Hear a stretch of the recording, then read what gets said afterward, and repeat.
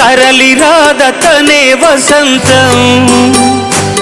తన దరికి రాని వనాల కోసం తరలి రాదతనే వసంతం తన దరికి రాని వనాల కోసం గగనాల దాకా అలసాగకుంటే మేఘాల రాగం ఇలా చేరుకోదా తరలి రాదతనే వసంతం తన దరికి రాని వనాల కోసం